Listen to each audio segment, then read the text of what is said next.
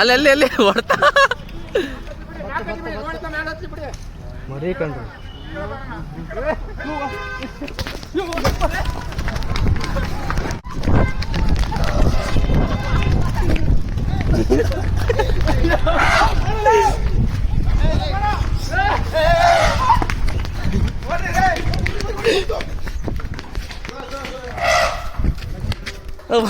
ಅಮ್ಮ